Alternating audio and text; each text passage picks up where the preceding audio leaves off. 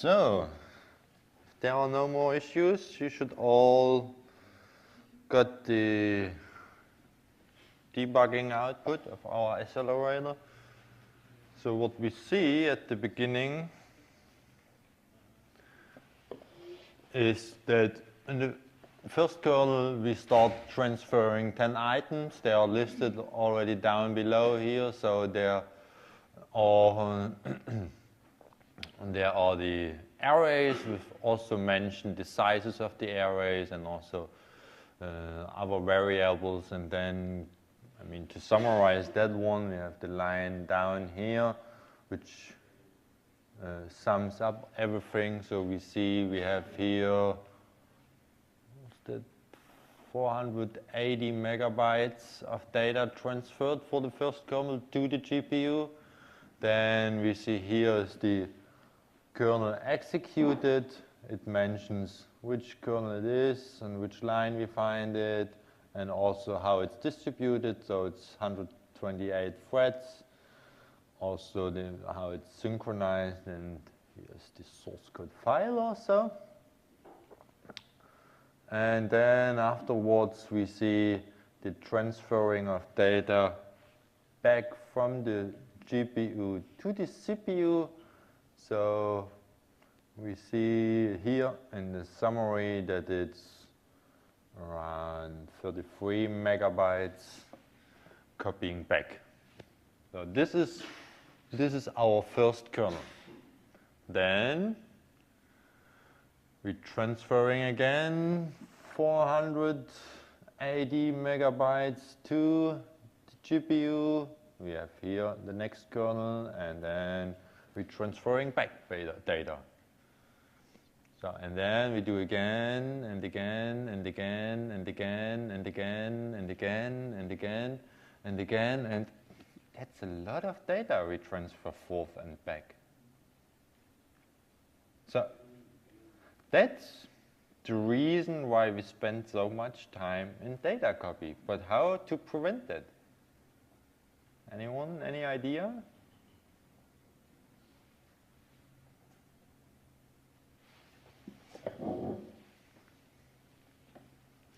Let's have a look back to the codes.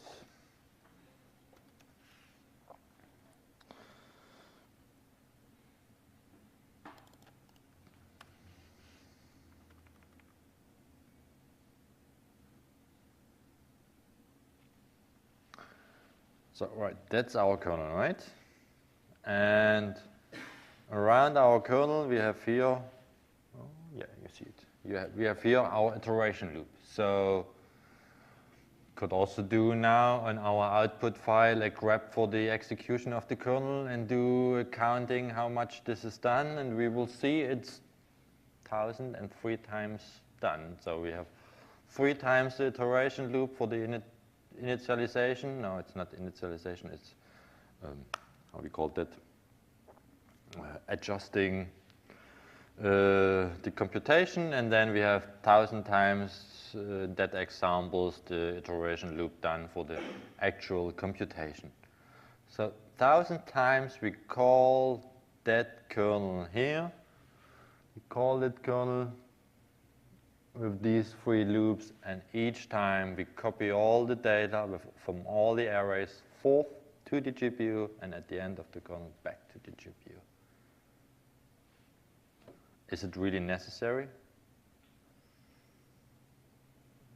So what we do within our iteration loop, we have the kernel computation here, and then down here we update our actual array P.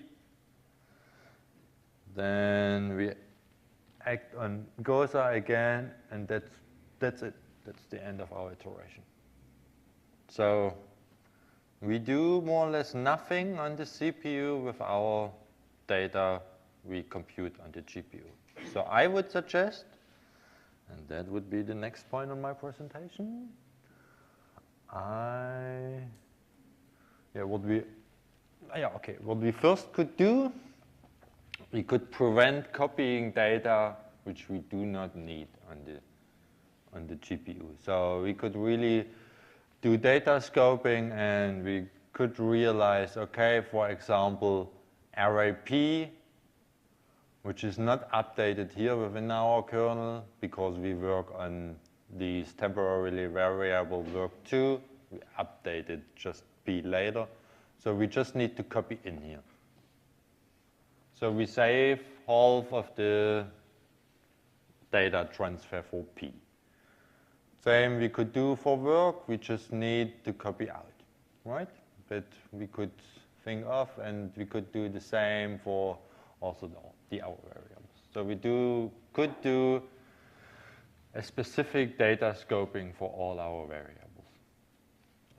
Did you say before that it is repeated as many times as the... Okay, that would be the next step. Excuse me, I was too fast.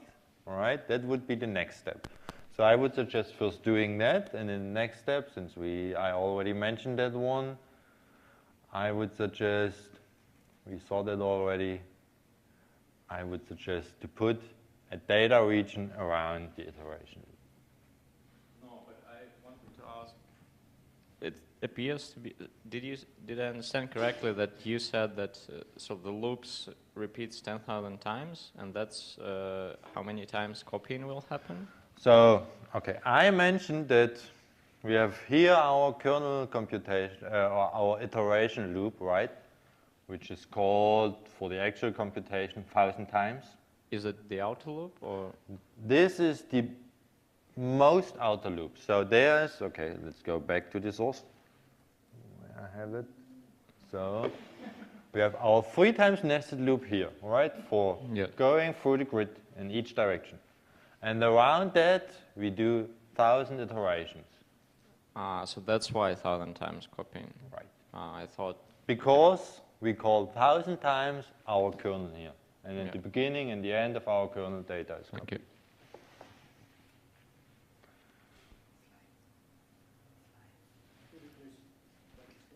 Okay. Back to slides. I still would suggest first doing data scoping. That one. Yeah, I know. Maybe for some of you it's too slow, but I would do it. I would like to do it step by step. Is there a reason why the map to P is separated from the map to every other variable? No, it's just because. It's just for the sake of clarity. Yeah.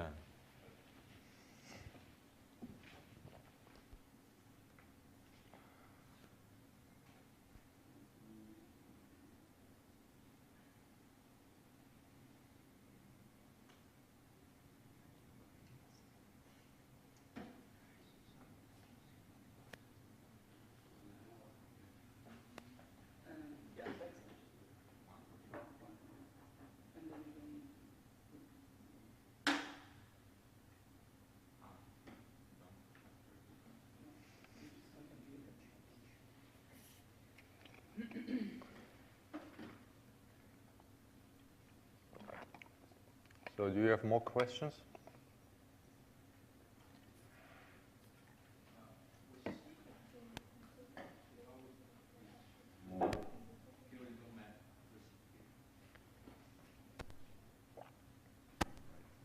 Just have a question. So equivalent of map for C will be?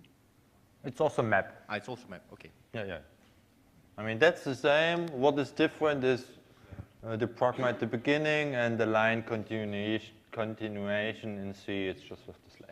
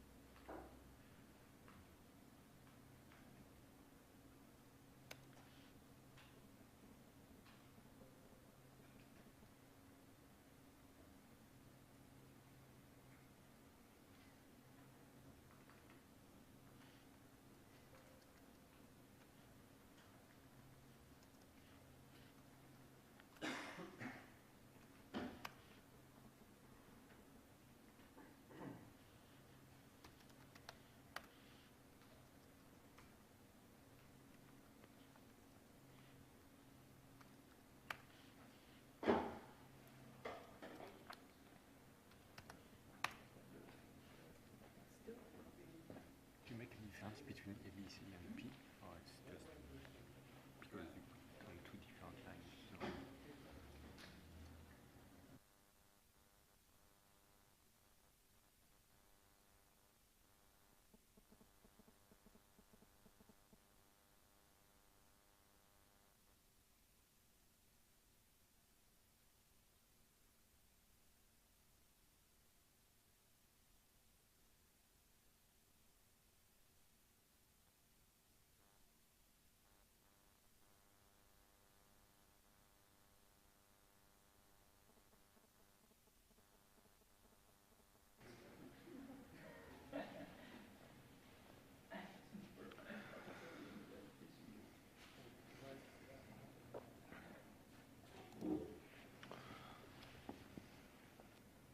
So I don't know how fast you are in typing, but then, I mean, I called it version 1A, and my result is that I get this one, bit faster, but still slower than the original code.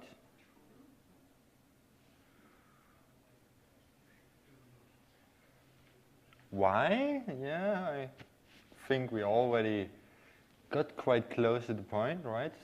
Who of you also got that result? What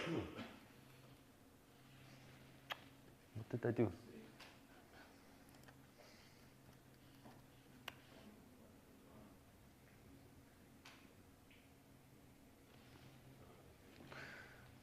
Are there issues with the queue?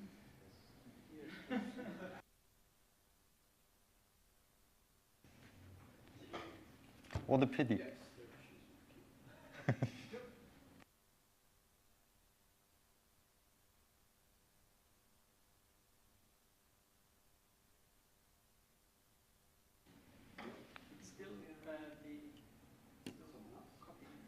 Right, it's still copying quite a lot of data.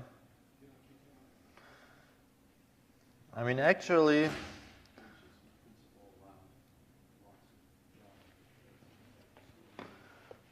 could maybe, since I guess we need to wait quite a bit until the queue is fixed, I would suggest to go one little step further. So we were almost there. So we saw when we enable the runtime commentary, we saw that there's a lot of data copying. That's the first point. We reduced that already with doing the data scoping correctly. But we also saw that it's done very often. It's done for each time we call the kernel, so it's for each step of the iteration, which we realized is not really necessary.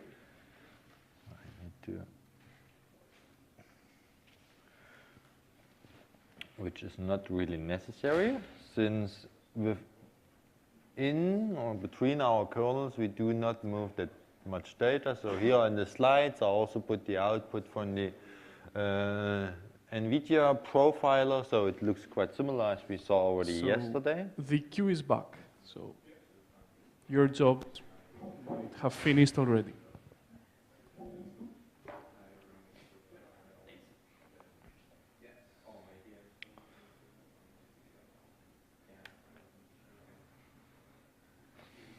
So then, if you all made the data scoping correctly for the kernels, I would suggest what we already mentioned, to create a data region around the iteration loop. In that way, we prevent copying the data forth and back for each time we call the kernel. We just copying the data at the beginning of the Jacobi routine. We copy the data on the GPU, and it stays on the GPU for all the cycles we do within our iteration loops. But there's one more thing we have to consider, since we do, where's my mouse? We do the data region around the iteration loop, starting here at the beginning, ending here after the end do. Now, the update of the P array need to be also done on the GPU. So we have to add another kernel here around this update loop, right?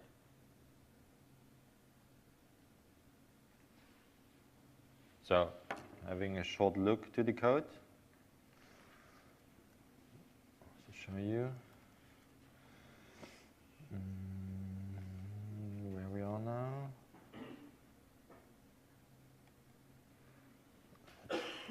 Take that one. So we have our iteration loop here. We want to add the data region around that one to prevent copying data for each time we call the kernel. We have the kernel then here, so the data is then for this kernel already on the GPU. So the compiler realized that, so the data do not need to be copied for that one. But down here, we have another triple nested loop to update array P with the actual results of the work2 array, right? So one possibility could be we copy here at the end the data back to the CPU, do the update there, copy the data at the end back to the GPU, and then do the next iteration with the new data. Or, which would make more sense, do this update here of array P directly on the GPU. And therefore, we have to add another kernel. So we have to, excuse me, then there's no synchronization. We just tell the compiler, okay, this operation also has to be done on the GPU. It's a kind of update operation acting on this array P, yes. But not from a data movement point of view. It's so each thread is still updating its own part of P. It's not like. So you ask if each thread updates each own part of P. So at this point, we don't need to know what other threads did to P. Yeah, we do not have to consider which threads acts on which part of P. That the compiler will take care of. Yeah, but we need to have a synchronization that all the threads are done with, that all, where's my mouse now? That all the threads are done with applying on this work2 array, right? Creating values into there before we copy the work2 to P. So this synchronization anyways we get when we end our kernel here. So by creating another kernel around that loop, we verify that there's a synchronization in between. And so it's possible theoretically that before thread 1 was doing something to some part of P, and now it will be doing something to some other part of P, or right. to some other indices. Right. Which thread acts on which P, we don't care about it. Okay. What is not possible, I mean, what is not possible to take this line directly into here, since I mean then we could directly remove that one, because we act on shared memory data, and one thread could be faster than the other one, and we have a dependency on P here, so we cannot do that. We need a synchronization between. That's why we have two kernels. Thank you.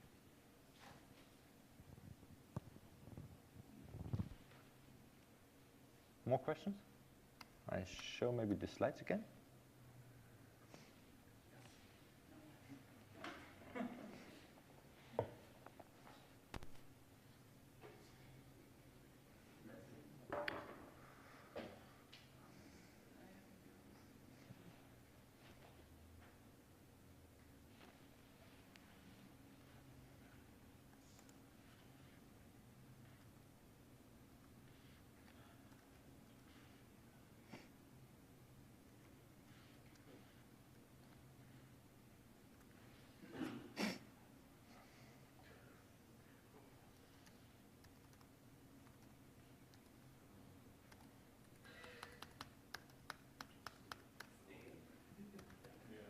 file system is corrupted.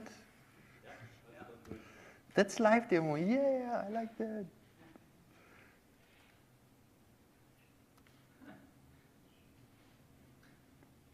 Any one of you is working on Lustre? What a pity.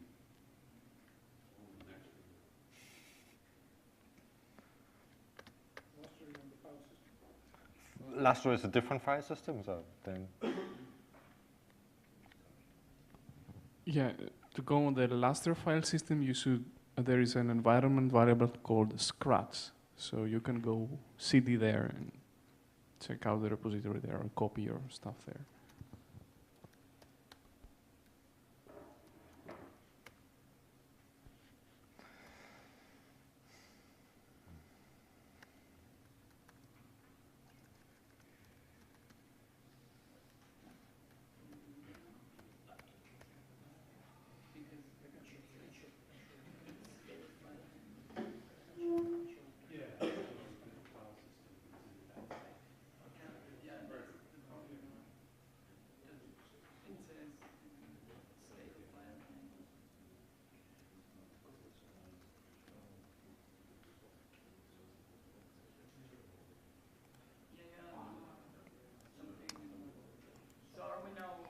No, actually, no, you can't do that since Git is working on your home directory for Git files.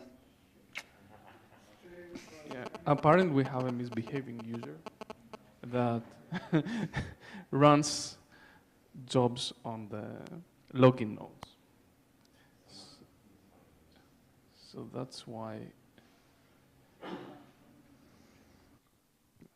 it's not one of you.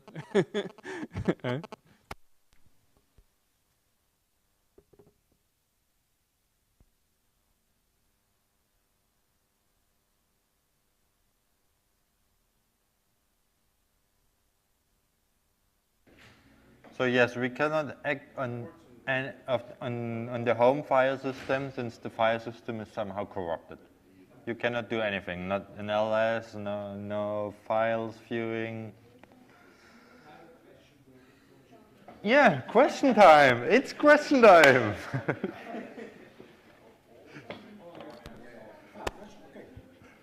No, because I missed out a part before the break because we had some.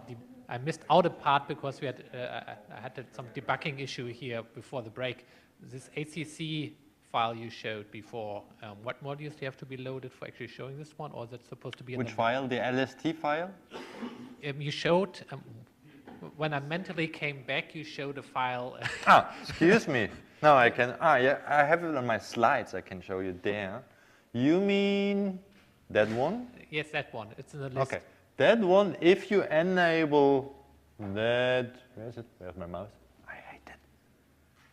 If you enable these environment variable, ACC debug equals 2, that output will be written directly into your standard output file. Okay. You can also use compute profile equals 1, which is the NVIDIA runtime commentary, which creates output which looks like that. So there you also have time spent for kernels, data movement, stuff like that in there. So it's quite similar output from different source. I would not recommend to use both variables at the same time. That could conflict. There was another question here. I did something different. So actually, I added the map options at the beginning of every loop. The map was allocate, which ended up that I don't have copying at all. So everything is both initialized and computed on the accelerator. Where did you add the map allocate? Excuse me. At the beginning. We have 4 loops. 2 loops in the initialization part, and 2 loops in the computation part. Right. There are a few arrays involved. So in front of every loop, I augmented the OMP command with the map directive. saying map for all the involved arrays to alloc, which basically means they stay on the GPU forever. Yes. Which is a good option because we can compute without any copying. That's a really good idea to do that. That's what we will do in a few seconds, minutes maybe also an hour, I don't know. But the crucial part is, I mean, this is a really, really simple code. In a more complex code, you do maybe have not an overview of where your arrays are used on each places in your code. So then I would suggest to really start with the most crucial function or loops, adding the kernel there, and then going the call stack up, and then moving that data region, what we introduce now, the call tree up. You will see you will have to add more and more kernels to act on these data and doing all the stuff you do within your computation. But doing that all in one time, like you did it now, that could be quite complicated on a really complex code. Well, typically I have few real-life GPU applications where I consider just the best practice. Keep everything on GPU. Move things to CPU only when it's really needed. Okay, but it's needed if you have to communicate something over MPI or you want to get the final result. I mean, that's anyways the goal, to port more or less the whole application to the GPU. Yeah, I agree. But doing that all in once, that could be quite difficult. And you risk that you mess up something and you risk that you get wrong results. I'm ready to take this risk, just to reduce the Yeah, development time. you are free to do that. Yes, but the question was in the end. So now everything is allocated on GPU, so no copy takes place. But in the end, I want to get the final data. Yeah, you Although need to copy this back. program does not require this, all what we need here is just the checksum. Right. In the real life, I will need some final array. Right, then you have to P, specify P, that I at the guess. end of your data region, the data is copied back to the CPU. Right. I see. So that's something which would be interesting. Because now, yes, now I'm not using data regions at all. So I put explicit maps to every array. Yeah, I wouldn't suggest it. I really So would perhaps suggest using data that's not a region good instead practice. of just saying allocated. Yes. Okay, so once this file system comes back, I will try it. Good. Okay, thank you. We all will try that, hopefully.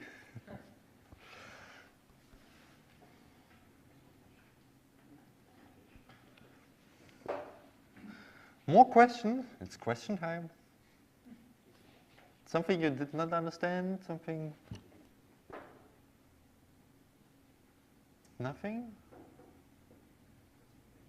I know you all want to exercise, and I really appreciate that, but maybe we could clone into Scratch. I tried that, but you cannot do a git clone since git acts on a file which is within your home directory.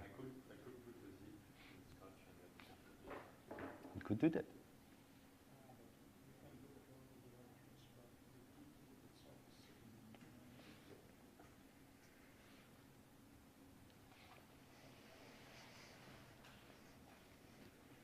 Questions on that?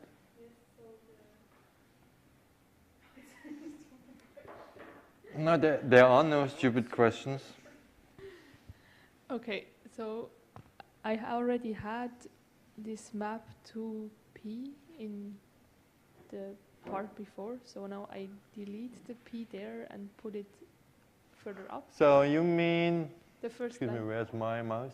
You already had the mapping within, So this clauses is for the other 5 lines that we put in the first place. excuse me? So this clauses Yes? is representative for the 5 lines that we had before. So you mean the data scoping for the first kernel we did in the previous step? Yes? Yes, you could leave it there. I would suggest leaving it there. But the other things are additional. So the yeah, and map do to that, P. the data scoping here and the data region again. Some you have to change, at least. Which What's one? happening with my mouse? Here we had to copy in and out everything, so you have to think of maybe something changes. So for example, here we need to do a copy 2 from P. No, we also had to do that in the other place. Did something change? All right. Here, in that kernel, right, we had to copy out the work2 array, since that was, I mean, we updated the work2 in that kernel, and here down in the next triple nested loops, where we now at the next kernel, we update P on basis of work. So in that kernel, we have to copy out work2 to then had it available doing that on the GPU in the previous version, right? Now, we keep the data of work2 on the GPU. We do the update there immediately. So for our data region, we just need to allocate memory and do not need to copy back any data of work2, right?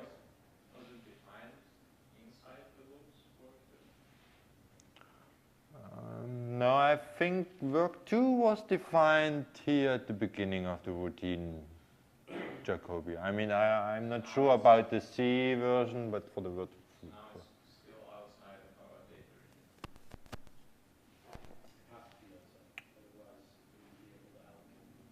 Yes. I mean, it has to be an. I mean,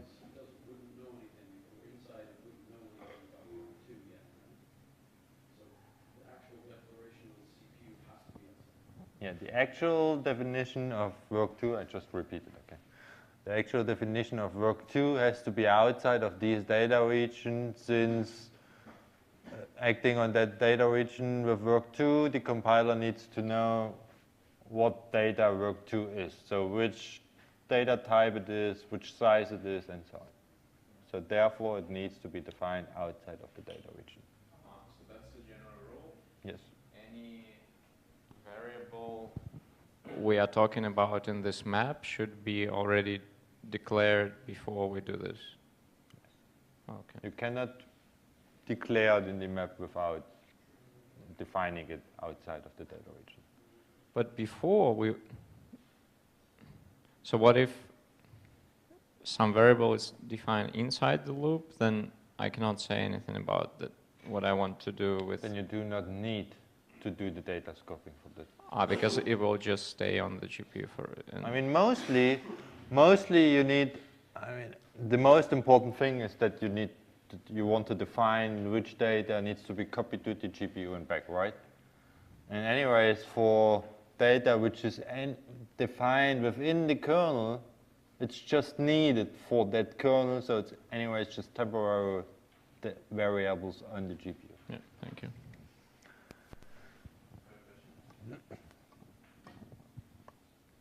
How this allocation will be in C, not Excuse in me? Fortran.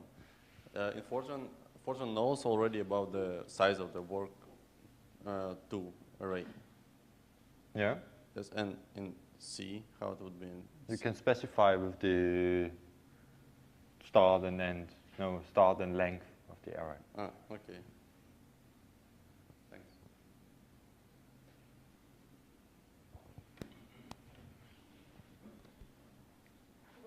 From the 5 lines were in the first place, I can delete the one map from Excuse me?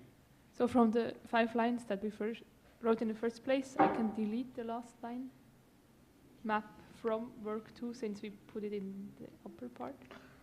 Anyways, you could delete all of the data scoping you now do in the data region. They are not necessary to do here anymore. But I would suggest, I mean, it's easier to leave them in, not deleting them, and it's more safe to leave it in. Since it could be when we now move the data region out of this function in another function, and we maybe want to call that Jacobi function from a different point of our code. Could be that there's no data region within there, and then we can be sure that our data scoping is still correct, leaving it there. So if you do twice the same, it does not give an error? No, no, no, no. I mean, even it would not be the same. You see, here we change from we had here work 2 copy from GPU, right? We wanted to copy out the temporarily results of work 2. Here we change to allocate, just to allocate work 2, since we do not need to copy anything back, since we already handle it here in the second kernel. So we change already the data scoping. This doesn't matter, since the compiler realized, starting that kernel, okay, the data is already on the GPU, so it's already handled here. Do not need to do anything. It's just working on work 2 if it's not defined before. So if it's not already on the GPU, with which data clause ever you did that, allocate, copying from to, whatever, then if it's not defined, then it's using the one you define here. If not, it's using the one you defined before. But the second line is the same. This second line here, right, with the map 2, yeah, it's the same, since we still need to copy to the GPU array A, B, C, work 1, and the boundaries. That we defined before, so we need to copy it, in its initialized values to the GPU. At the later stage, hopefully, we could also do the initialization on the GPU, then we do not need to copy anything there, right? But so far, the initialization is done somewhere else on the CPU now, so we need to copy data. And data copy, but how to prevent that? Anyone, any idea?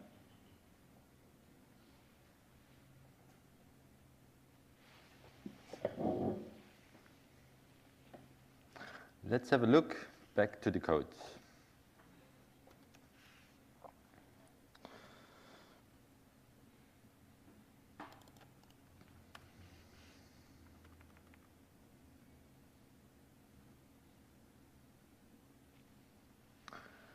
So, right, that's our kernel, right?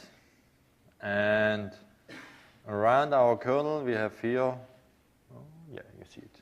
We have here our iteration loop. So, could also do now on our output file a grep for the execution of the kernel and do a counting how much this is done, and we will see it's 1,003 times done. So we have 3 times the iteration loop for the initialization. No, it's not initialization, it's, how we call that, adjusting the computation, and then we have 1,000 times distributed, so it's 128 threads. Also how it's synchronized, and here's the source code file also. And then afterwards we see the transferring of data back from the GPU to the CPU. So we see here in the summary that it's around 33 megabytes copying back. So this is our first kernel. Then we're transferring again 480 megabytes to the GPU. We have here the next kernel, and then we're transferring back data. So, and then we do again and again and again and again and again and again and again and again, and that's a lot of data we transfer forth and back. So that's the reason why we spend so much time. We could prevent copying data which we do not need on the GPU. So we could really do data scoping, and we could realize, okay, for example, array P, which is not updated here within our kernel because we work on these temporarily variable work2. We updated just P later. So we just need to copy in here. So we save half of the data transfer for P. Same we could do for work, we just need to copy out, right? But we could think of, and we could do the same for also the other variables. So we could do a specific data scoping for all our variables. Did you say before that it is repeated as many times as the... Okay, that would be the next step. Excuse me, I was too fast. All right, that would be the next step. So I would suggest first doing that, and in the next step, since I already mentioned that one, I would suggest that examples the iteration loop done for the actual computation. So 1,000 times we call that kernel here. We call that kernel with these 3 loops, and each time we copy all the data from all the arrays forth to the GPU, and at the end of the kernel back to the GPU. Is it really necessary? So what we do within our iteration loop, we have the kernel computation here. Then down here, we update our actual array P. Then we act on Gosa again, and that's it. That's the end of our iteration. So we do more or less nothing on the CPU with our data we compute on the GPU. So I would suggest, and that would be the next point on my presentation, what we first could do.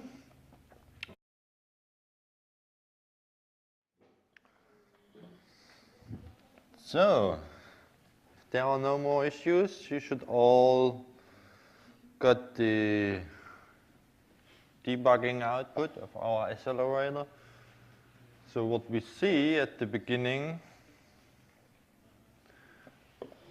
is that in the first kernel we start transferring 10 items. They are listed already down below here, so there are there are the arrays. We've also mentioned the sizes of the arrays and also other variables. And then, to summarize that one, we have the line down here, which sums up everything. So we see we have here 480 megabytes of data transferred for the first kernel to the GPU. Then we see here is the kernel executed. It mentions which kernel it is and which line we find it, and also how it's distributed.